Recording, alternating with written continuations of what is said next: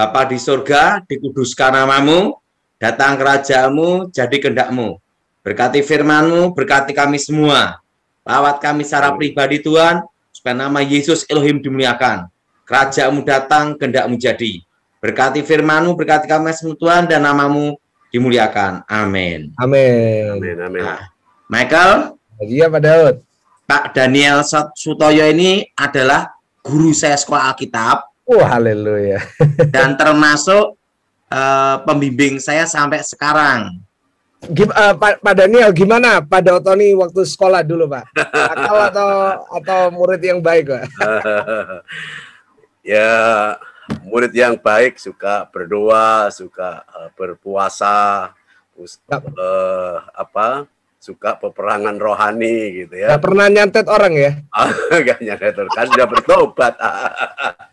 Kan syaratnya masuk kan bertobat Pak. Iya, gimana Pak Daud? Jadi Pak Daniel Sutoyo ini satu tim pelayanan dengan saya, tim pelayanan pedesaan ya Pak Daniel.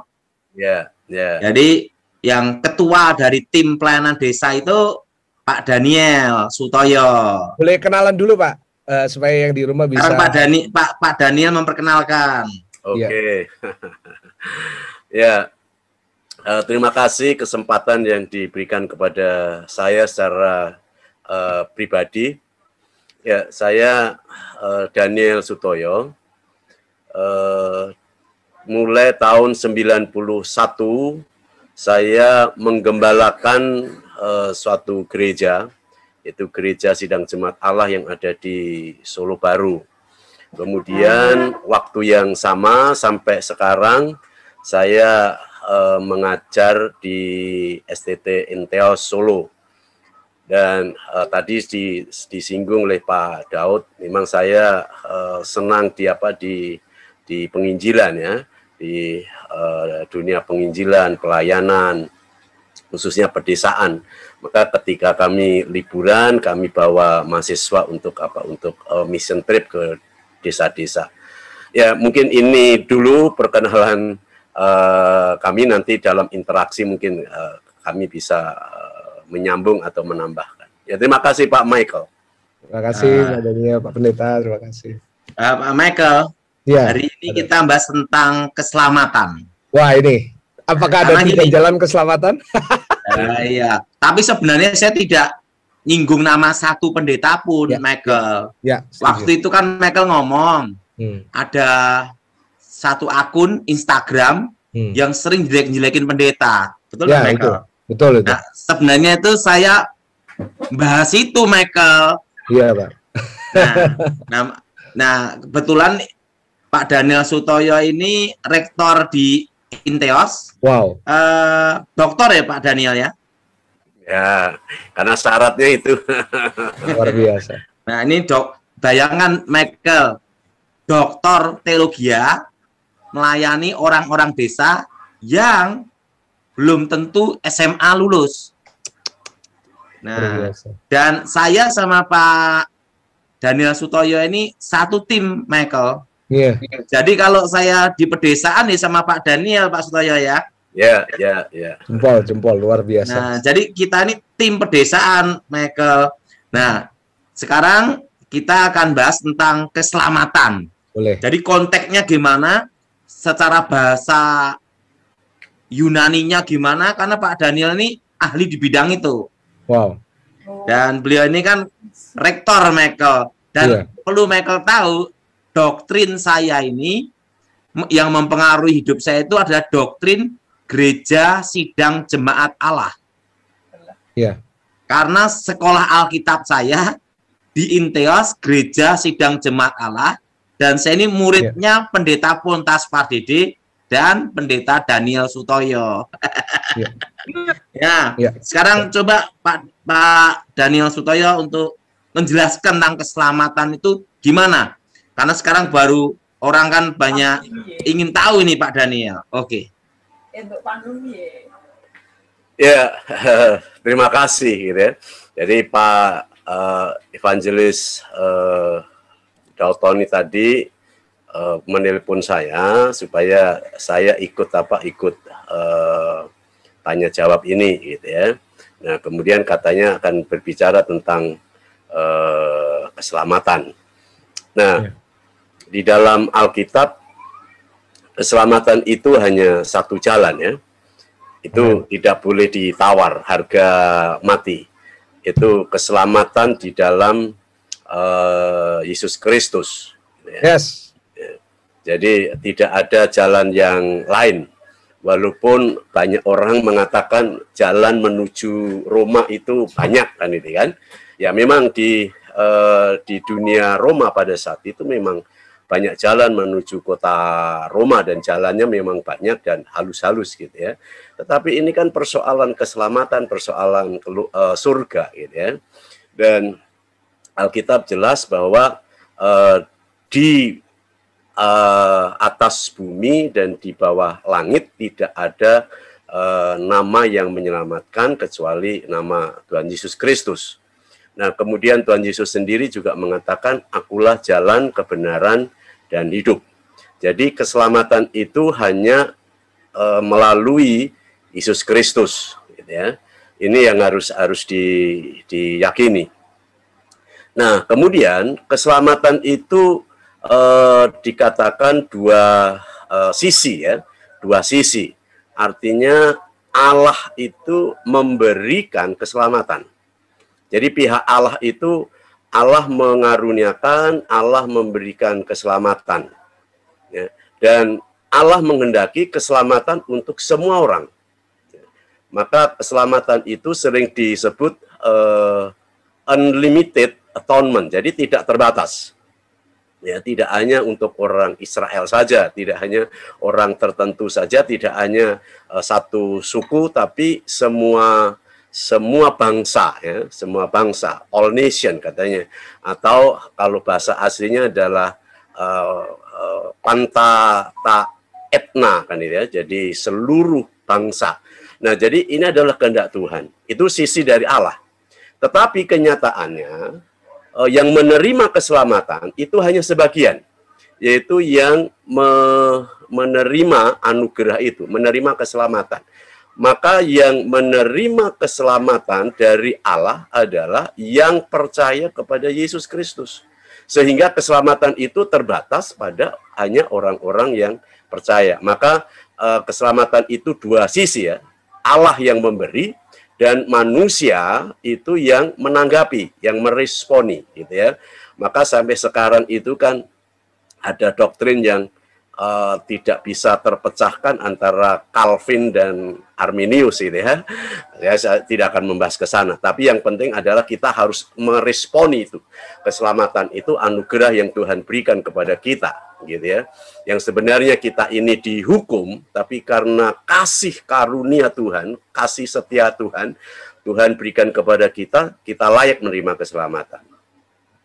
Nah, kemudian yang berikutnya, ketiga, keselamatan itu 3 tahap. Jadi keselamatan satu jalan, 2 sisi, 3 tahap.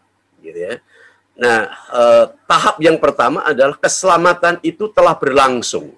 Jadi pada saat kita percaya pada saat yang lalu, kita ini sudah diselamatkan. Maka di dalam teologi itu sering disebut pembenaran. Ya. Pembenaran. Ya. Nah, kemudian tahap yang kedua adalah sekarang ini. Ya, sekarang ini. Nah, sekarang ini keselamatan yang diberikan Tuhan adalah berupa kekudusan. Jadi kita hidup kudus, ini adalah wujud keselamatan yang Tuhan berikan kepada kita sekarang ini. Dan tahap yang ketiga adalah pemuliaan. Jadi kita nanti akan dimuliakan bersama-sama dengan Kristus. Jadi ada 3 tahap, tahap masa lalu, masa sekarang, dan masa yang akan datang. Masa yang akan datang itu disebut kemuliaan, karena kita nanti akan dimuliakan. Ini yang menjadi harapan kita, bahwa kelak kita akan dimuliakan bersama-sama dengan Kristus. Nah, ini tentang keselamatan. Nah, kemudian untuk mendapatkan keselamatan ini tidak hanya percaya. Tadi siang kami sudah diskusi dengan Pak Dautoni bahwa keselamatan atau iman yang menyelamatkan itu mencakup 4 hal, gitu ya, 4 hal. Yang pertama adalah percaya kepada Yesus sebagai Tuhan dan Juru Selamat, mengaku, gitu ya, mengaku dengan mulut kita, ya, kemudian kita proklamasikan kepada yang lain, gitu ya, bahwa kita ini adalah orang yang sudah mengaku bahwa Yesus Kristus adalah Tuhan dan Juru Selamat yang dibuktikan dengan baptisan. Gitu ya. Maka baptisan itu adalah dipersekutukan dengan penderitaan Yesus, dipersekutukan dengan kematian Tuhan Yesus, dan dipersekutukan dengan kebangkitan Tuhan Yesus, dan kemuliaan dengan Tuhan Yesus. Itu makna baptisan. Nah, jadi pertama itu harus mengaku, ada pengakuan yang dibuktikan dengan baptisan. Nah, tadi dikatakan Pak Daud kalau orang yang sudah mengaku kemudian mati, ya selamat, gitu ya. Tetapi orang yang sudah mengaku kemudian diberi kesempatan untuk bersaksi, yaitu dengan apa? Pertobatan. Jadi selain mengaku ada pertobatan. Jadi manusia yang lama kita tinggalkan, kita menggunakan manusia yang baru, kita meninggalkan dosa-dosa yang lama, kemudian kita hidup di dalam Kristus. Itu namanya pertobatan. Nah, kemudian yang ketiga, setelah kita ini bertobat, kita harus setia. Nah, setia ini adalah mengikuti perintah-perintah Tuhan, gitu ya, melakukan firman-Nya, ya, itu adalah setia. Jadi setia beribadah, setia membaca Alkitab, setia melakukan firman-Nya. Dan yang terakhir, yang keempat adalah dedikasi, pengabdian kita. Jadi kita harus mengabdikan diri kepada Tuhan. Dan pengabdian ini tidak harus menjadi hamba Tuhan, pendeta, penginjil, gitu ya. Tapi ketika kita ini hidup ini menjadi saksi, gitu ya, hidup yang baik, hidup yang suka mengasihi orang lain, ya, setia kepada Tuhan, gitu ya. Nah, ini adalah dedikasi atau pengabdian kita kepada Tuhan. Jadi sebenarnya tidak gampang, tidak hanya percaya saja, gitu ya. Jadi iman yang menyelamatkan, iman yang memperoleh kita ini selamat adalah 4 tadi, ya, yaitu mengaku bahwa Yesus Kristus adalah Tuhan dan Juru Selamat, yang kedua adalah bertobat, yang ketiga adalah setia, dan yang keempat adalah dedikasi. Nah, ini mungkin secara singkat dan merupakan inti dari keselamatan. Mungkin nanti kita akan diskusi atau tanya jawab gitu, mungkin kita bisa akan memperluas pandangan kita tentang keselamatan menurut Alkitab. Nah, mungkin sementara ini dulu Pak Michael yang dapat saya sampaikan. Mungkin Pak Dautoni bisa menambahkan. Mari Pak Dautoni. Pak Daniel Sutoyo. Ya. Nah, tapi di sini kan ada pengecualian. Misalnya orangnya bertobatnya pada waktu mau mati. Jadi kan tidak ada kesempatan untuk mengabdi, tidak ada kesempatan yang lain-lainnya. Nah, kalau di sini kan artinya ada pengecualian pada waktu dia mau meninggal, percaya Yesus sebagai Tuhan dan Juru Selamat. Nah, itu kan adalah anugerah. Ya. Gimana Pak, benar kan? Wow. Ya, kalau mereka ini mengaku kemudian dia bertobat mati, ya selamat. Karena tidak punya kesempatan untuk apa? Untuk bersaksi, ya, untuk mengabdikan diri, gitu ya, dan begitu. Jadi ketika mereka ini tidak punya kesempatan untuk bersaksi dan bertobat, ya, ketika dia mengaku bahwa Yesus adalah Tuhan dan Juru Selamat, kemudian mati, ya selamat. Seperti orang yang disalib di sebelah Tuhan Yesus itu, ketika dia percaya mati, Yesus mengatakan apa? Bersama-sama dengan aku, kan gitu. Ya. Jadi itu Pak Daud, ya. Jadi keselamatan, ya. Jadi keselamatan itu sebenarnya tidak hanya sekedar mengaku selama ya, kita ini masih hidup, ya. Ya. Harus ada pertobatan, hidup yang benar, dan ada pengabdian dan kesetiaan. Ya.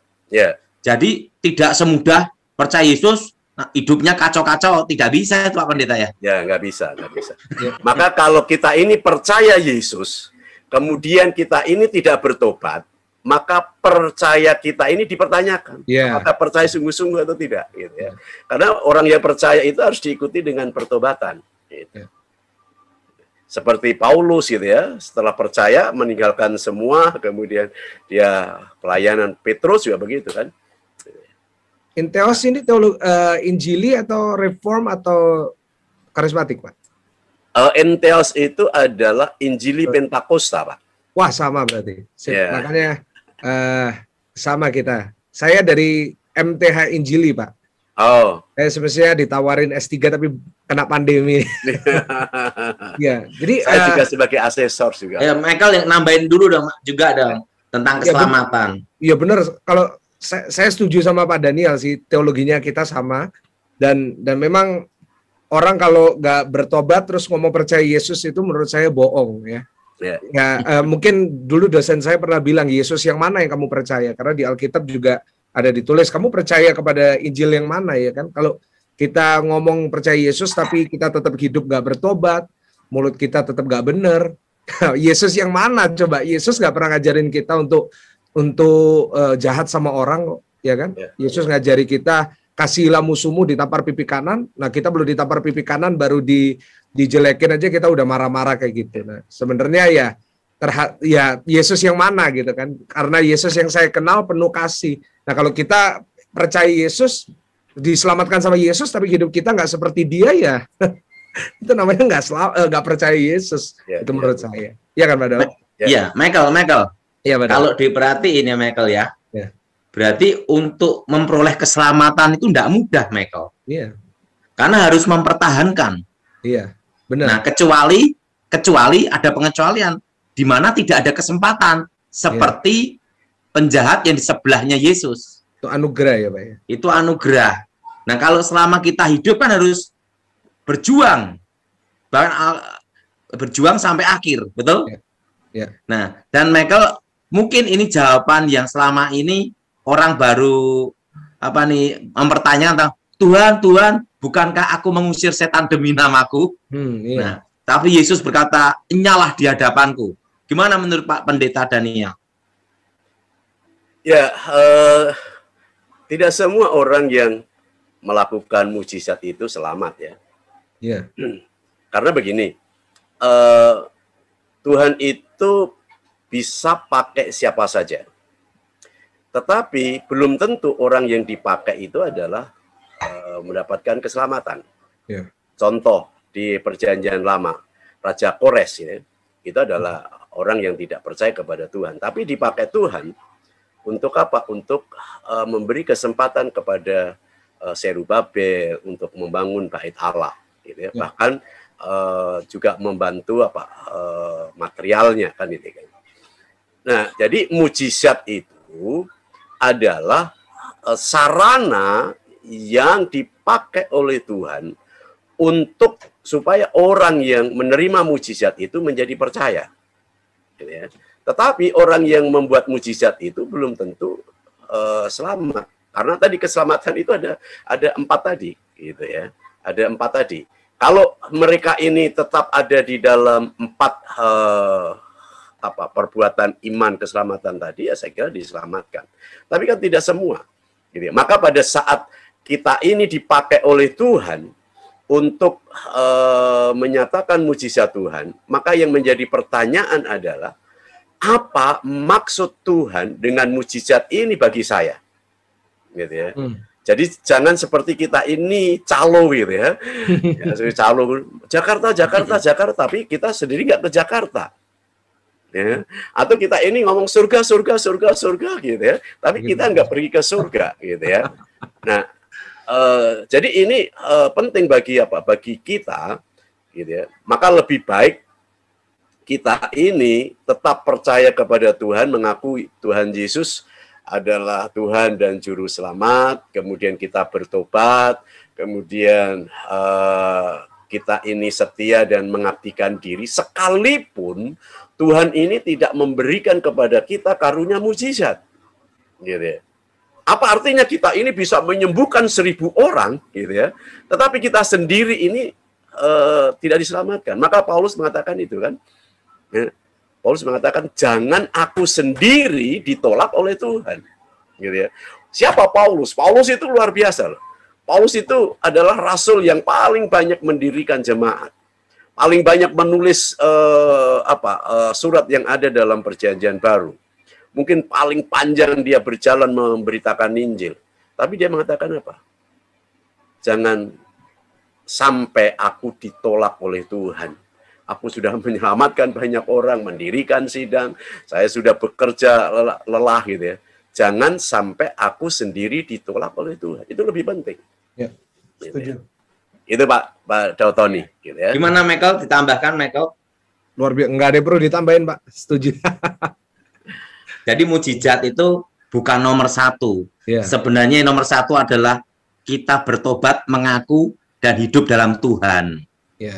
Jadi kalau kita perhatikan Michael, keselamatan untuk mempertahankan keselamatan dari awal dan akhir itu tidak mudah Michael. Pikul salib. Iya, dan tidak mudah segampang itu ngaku tapi hidupnya kacau-kacau. Ya. Jadi harus ada kekudusan juga Pak Pendeta ya. Ya. Itu keselamatan sekarang ini adalah berupa kekudusan ya.